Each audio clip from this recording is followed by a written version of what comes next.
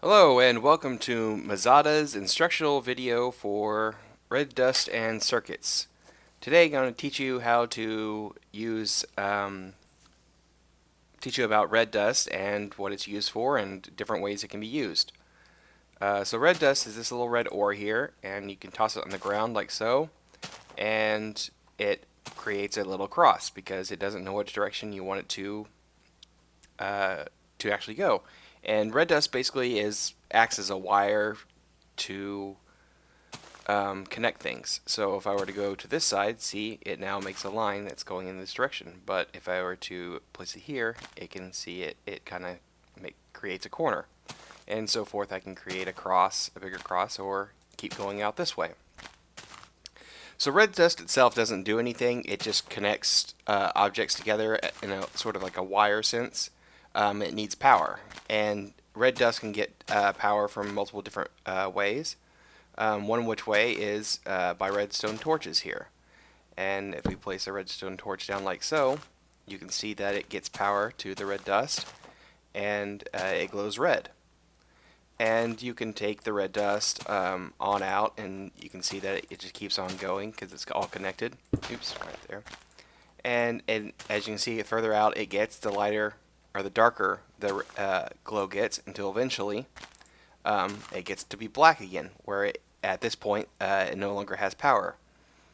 Red dust can carry power 15 squares away from the source. So you could say that this torch is the source of the power. So 1, 2, 3, 4, 5, 6, 7, 8, 9, 10, all the way around to 15. And at that point it no longer has source. And there's ways around that, and we'll get to that later on how you can make it go further out than 15 squares. But just red dust itself can't be used. And so a different way, instead of using this torch, is I could use a pressure plate.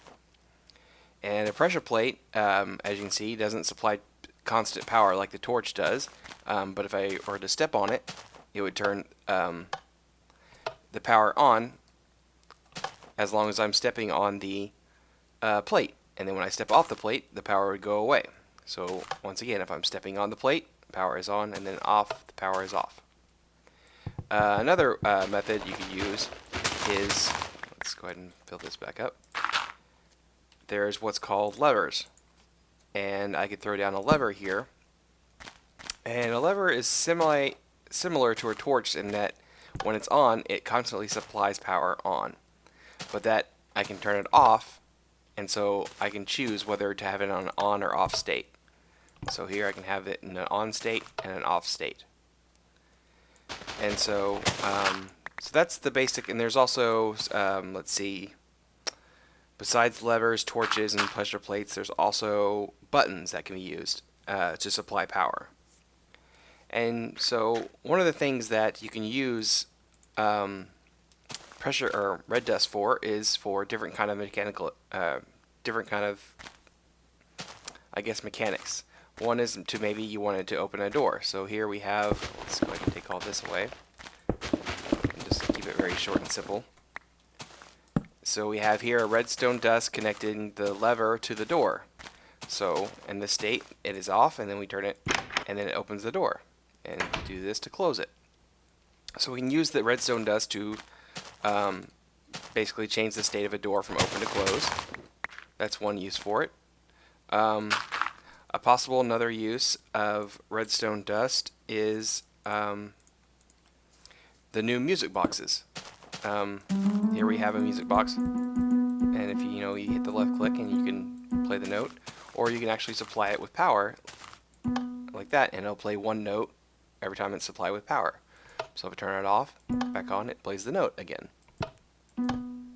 like so. Another, I guess, use for it is for changing directions of tracks. So we have this track here that's going like so, and then it branches off like this. And so we have,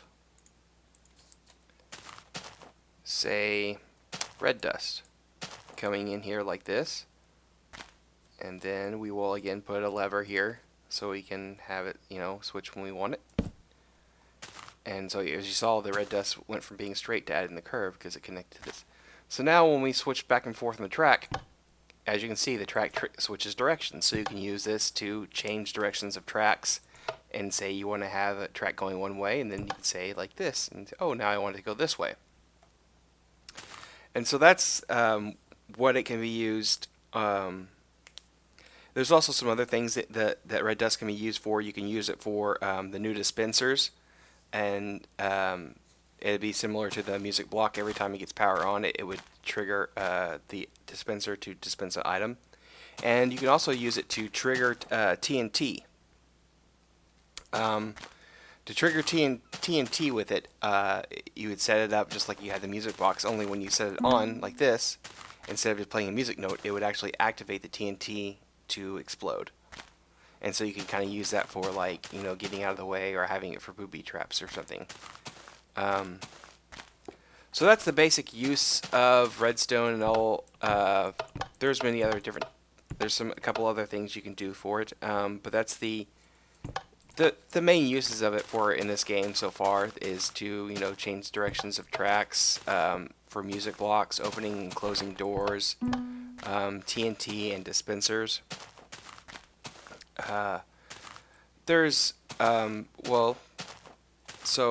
next time I'll get into like the basic positioning into redstone and which way it can be placed, and how it basically works on, instead of just having it, because this is kind of ugly, sending the redstone along the top wire. You don't want to see all your wiring, and so I'll get for the different basic positionings of redstone and how it actually is affected on the red torches.